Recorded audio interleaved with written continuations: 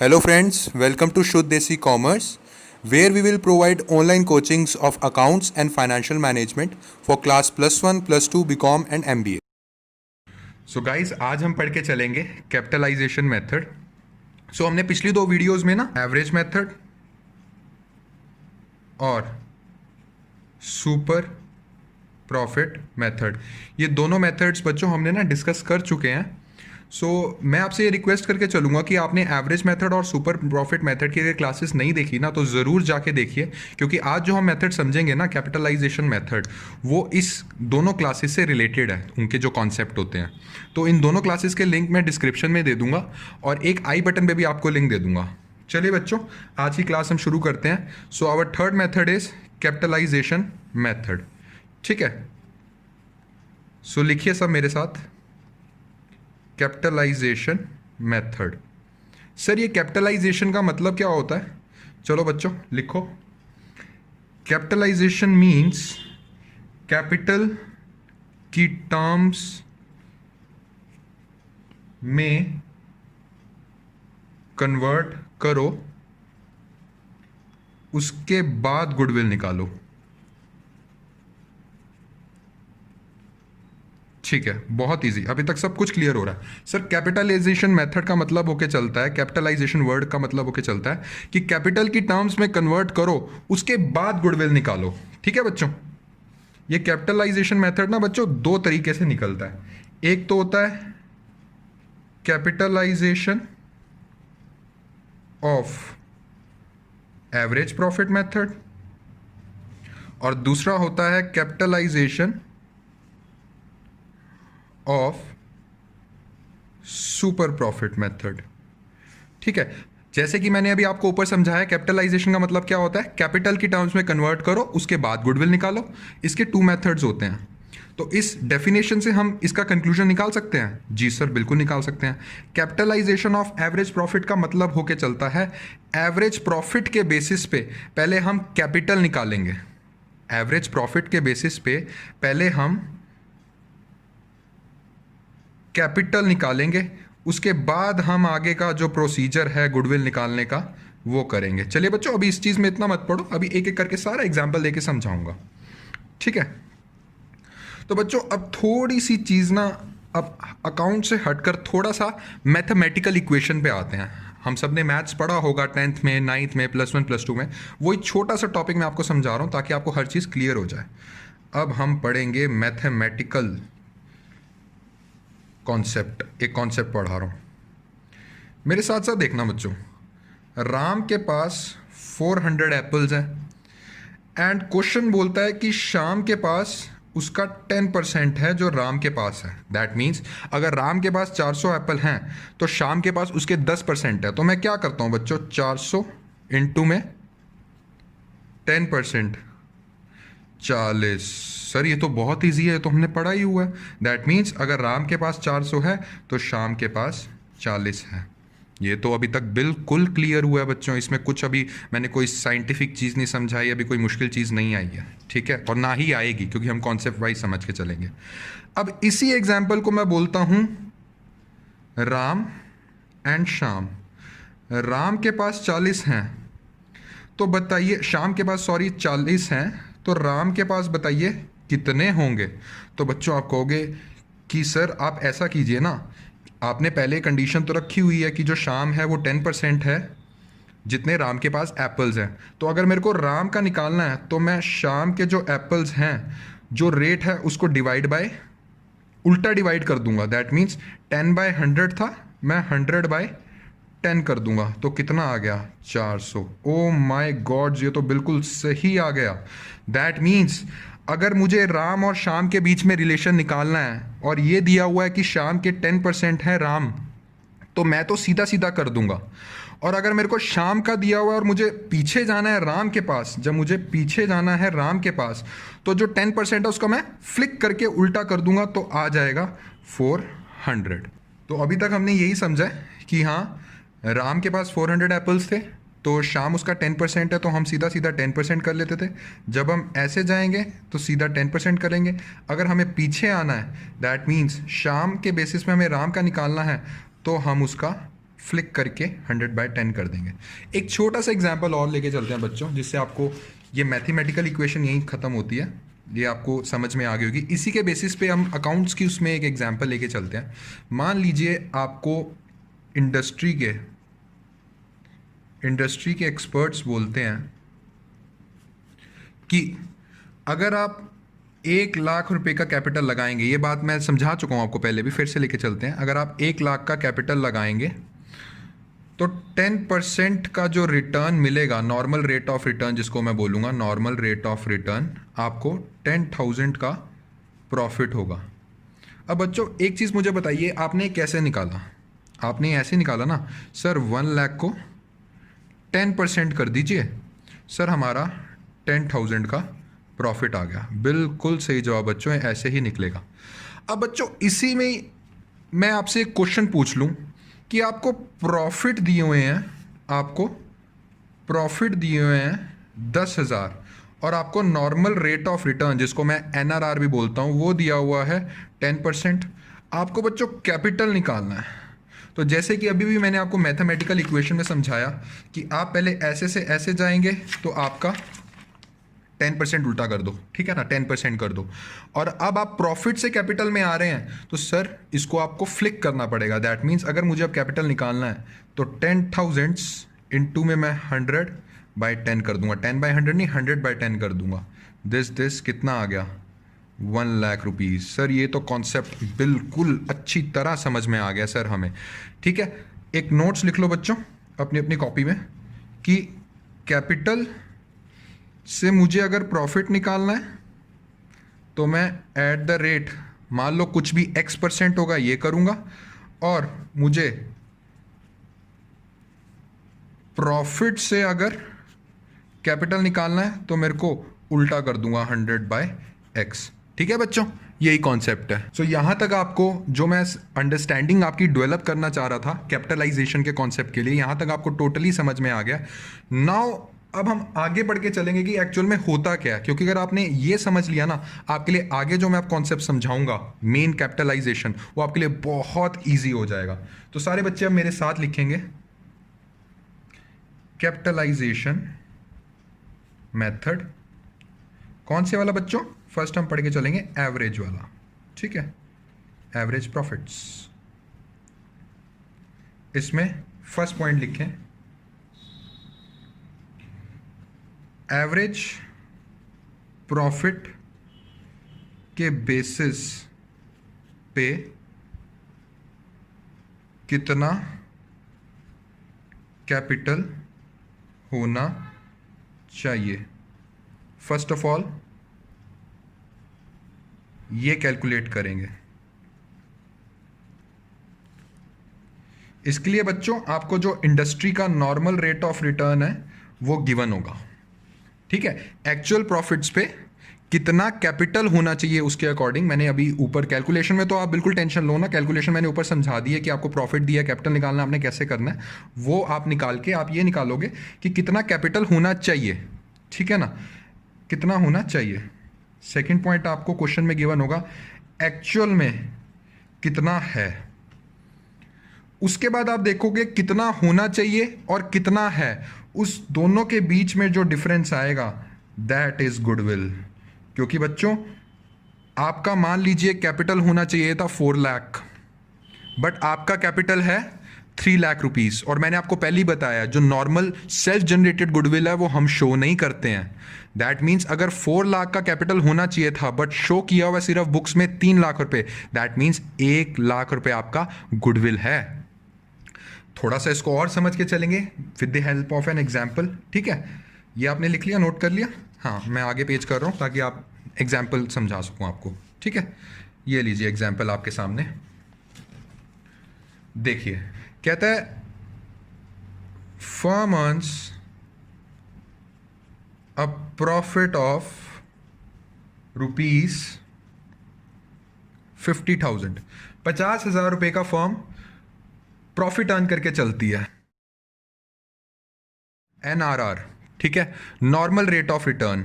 Normal rate of return का मतलब कितना है कि इतने कैपिटल पे आपको इतना प्रॉफिट होगा। वो कितना दिया हुआ है आपको? वो दिया हुआ है आपको at the rate 10% per annum. ठीक है, आपको ये दे रखा है। और साथ में बच्चों आपको ये भी बोला हुआ है कि जो एक्चुअल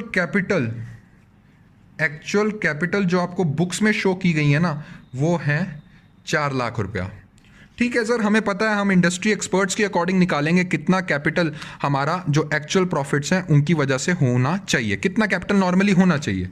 ठीक है, सो बच्चों निकालिए कैपिटल एम्प्लॉयड। मैंने आपको अभी भी मैथमेटिकल इक्वेशन समझाई थी।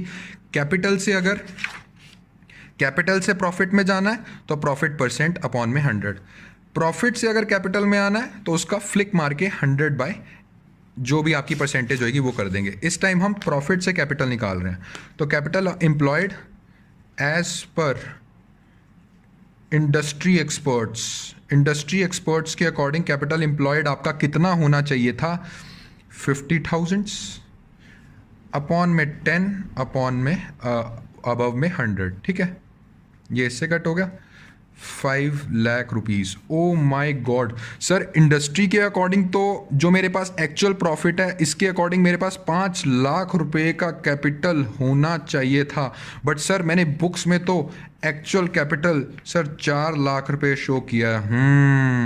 सर आप सही कह रहे हैं, आपने हमें समझाया था कि जो गुडविल होती है और जो सेल्फ जनरेटेड गुडविल होती है, परचेज नहीं, जो सेल्फ जनरेटेड गुडविल होती है सर वो तो हम कभी बुक में शो ही नहीं करते। सर हमारा 5 लाख रुपए कैपिटल एज पर फॉर्मूला बता रहा है, एज पर इंडस्ट्री बता रहा है, बट सर हमने तो सिर्फ 4 लाख ही शो करा है। दैट मीन्स जो 1 लाख रुपया है सर वो गुडविल है। तो बच्चों मुझे पूरा यकीन है कि आपको ये वाला एवरेज प्रॉफिट को कैपिटलाइज करके वाला मेथड आपको टोटली समझ में आ गया। अब कैपिटलाइजेशन का जो सेकंड पार्ट है अब हम वो स्टार्ट करने जा रहे हैं। ठीक है, सेकंड पार्ट मैंने आपको बताया था capitalization of super profit method.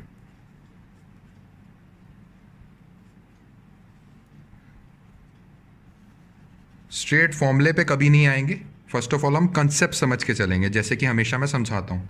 देखो बच्चों, हमने ज़रा ध्यान से सुनना, हमने उसमें क्या सीखा था एवरेज प्रॉफिट वाले मेथड में, कैपिटलाइजेशन ऑफ एवरेज प्रॉफिट वाले मेथड में, कि हमें इंडस्ट्री के अकॉर्डिंग 5 लाख का कैपिटल होना चाहिए। ठीक है, एक्चुअल में हमारे पास 4 लाख का कैपिटल है, तो जो 1 लाख होता था, जो हमारा 1 लाख एक्सेस का कैपिटल होता था, उसको हम गुडविल मान लेते थे। राइट, कोई प्रॉब्लम नहीं इसमें? नहीं सर कोई प्रॉब्लम नहीं है, तो टोटली अच्छी तरह समझ में आ गया हमें सर। चलिए, अब एक मेथड उन्होंने ऐसा बनाया कि हम सीधा एक्सेस की ही बात करेंगे, हमें कोई एक्चुअल नहीं चाहिए। ठीक है, हमें कोई इंडस्ट्री एक्सपर्ट की ज़रूरत ही नहीं है, हम सीधा एक्सेस की बात करेंगे कि हाँ भाई कितना एक्सेस कैपिटल है, सीधा सीधा मैं उसको गुडविल बना लूँगा। ठीक है, आप सब जानते हैं बच्चों सुपर प्रॉफिट का मतलब क्या होके चलता है। मैंने सुपर प्रॉफिट मेथड में भी समझाया था, एक और बार समझा देता हूँ। जो गुडविल का सुपर प्रॉफिट मेथड था ना, उसमें हम समझ के चले थे, एक और बार समझ लो, कोई बात नहीं। सुपर प्रॉफिट का मतलब ये होके चलता है कि एक्चुअल में मुझे कितना प्रॉफिट हुआ, ठीक है, और इंडस्ट्री मुझे कितना कह रही थी, नॉर्मली मुझे कितना प्रॉफिट होगा। मान लो एक्चुअल में मुझे 40,000 का प्रॉफिट हुआ था और इंडस्ट्री नॉर्मली मेरे को कहती 30,000 का प्रॉफिट होना चाहिए था, तो 10,000 रुपये का मुझे 1 साल का प्रॉफिट एक तरह से एक्सेस हुआ, जिसको मैं गुडविल बोल लिया करता था। राइट है ना, और उसमें अब मैं मल्टीप्लाई कर लेता था कितने साल बैठे बैठे खाएगा, तो मैं 30,000 को गुडविल बोल लिया करता था। इस बात में तो कोई प्रॉब्लम नहीं, हमें सीखा हुआ हमने ये कॉन्सेप्ट। ठीक है, इसी कॉन्सेप्ट को लेके अब हम आगे चलेंगे। Super profit method, super profit method में फर्स्ट पॉइंट लिखेंगे सारे बच्चे। सुपर प्रॉफिट मेथड में बोल के चलता है सुपर प्रॉफिट के बेसिस पे कैपिटल निकालो। सुपर प्रॉफिट के बेसिस पे कैपिटल निकालो। अब आएगा बच्चों मजेदार पॉइंट, सुपर प्रॉफिट के बेसिस पे कैपिटल निकालो, जो कैपिटल निकली that will be your goodwill. हैं सर खत्म? बिल्कुल बच्चों खत्म क्वेश्चन, जो कैपिटल निकली that will be your goodwill. Sir conceptual समझाओ कि कैसे गुडविल हो गई। जी बच्चों बिल्कुल, अब कॉन्सेप्चुअली समझते हैं। ये पॉइंट्स आपने समझ लिया ना। 2 पॉइंट्स हैं, सुपर प्रॉफिट के बेसिस पे कैपिटल निकालो और जो कैपिटल निकली that will be your goodwill. देखो बच्चों, मैं आपको फिर समझा के चल रहा हूँ, सुपर प्रॉफिट जो होता है ना वो एक्सेस प्रॉफिट होता है, ठीक है बच्चों। अगर इसके बेसिस पे मैं कैपिटल निकालता हूं तो आप लॉजिकली समझो बच्चों, ये कैपिटल भी तो एक्सेस में हुई ना, ठीक है। अनलाइक एवरेज प्रॉफिट मेथड मुझे इसकी और इसकी क्या जरूरत है बच्चों, जब सीधा एक्सेस ही मुझे पता लग रहा है। जैसे अभी मैंने ऊपर डिस्कस करा था कि एक मेथड ऐसा भी बना दिया है अकाउंटिंग वालों ने कि उसमें सीधा एक्सेस निकल जाता है। तो बच्चों इसमें सीधा सीधा एक्सेस निकल जाता है। अगर आप सुपर प्रॉफिट में नॉर्मल रेट ऑफ रिटर्न निकाल दो, वो जो प्रॉफिट आएगा, वो जो एक तरह से कैपिटल आएगा, वो सीधा आपकी एक्सेस ही होएगी। अब एक एग्जाम्पल लेके चलते हैं capitalization of super profit method का। बच्चों अभी मैं नीचे ना फॉर्मुलेज भी आपको लिखवा दूंगा ताकि आप एग्जाम में फॉर्मुलेज लिखाओ, बट अभी कॉन्सेप्चुअली समझ के चलते हैं, आपको फॉर्मुलेज फटाफट लर्न हो जाएंगे, ठीक है। मान लीजिए आपको एक्चुअल में कैपिटल एम्प्लॉयड दिया हुआ है 5,70,000, 5,70,000, और एक्चुअल में, जिसको मैं एवरेज भी बोलता हूं, आपको प्रॉफिट गिवन है 72,000, ठीक है, ये आपको गिवन है। और आपको normal rate of return, that means कितने कैपिटल पे कितना प्रॉफिट होने वाला है, वो आपको दिया हुआ है एट द रेट 10%। वो कहता है जी गुडविल निकालो as per capitalization method of super profits, ठीक है। तो बच्चों फर्स्ट ऑफ ऑल हम निकाल के चलेंगे कि हमारा नॉर्मल रेट ऑफ रिटर्न कितना है, नॉर्मल प्रॉफिट कितना है, दैट मीन्स इतने कैपिटल पे इंडस्ट्री क्या कहती है कि कितना होना चाहिए। बच्चों आपको मैंने पहले भी सिखा रखा है वो सुपर प्रॉफिट वाले मेथड में कि 5,70,000 का जो कैपिटल है उसके अकॉर्डिंग हमारे पास प्रॉफिट होना चाहिए 10% का 57,000, इतना हमारे पास नॉर्मल प्रॉफिट होना चाहिए। और फिर बच्चों वही सेम बात जो मैं सिखा चुका हूँ, सुपर प्रॉफिट कैसे निकालते थे, एक्चुअल में से नॉर्मल इंडस्ट्री वाले माइनस करते थे, सो 72,000 और नॉर्मल प्रॉफिट अभी हमने निकाला है 57,000, कितना होता है बच्चों, ये हो गया हमारा 15,000। सो अब हमने निकालनी है goodwill as per capital method of super profit. So इसका मतलब मैंने आपको बताया था सुपर प्रॉफिट के बेसिस पे कैपिटल निकालो, फर्स्ट स्टेप ये। सेकंड स्टेप, जो कैपिटल निकली that will be your goodwill, ठीक है सर, आपके अकॉर्डिंग ही चलेंगे हम।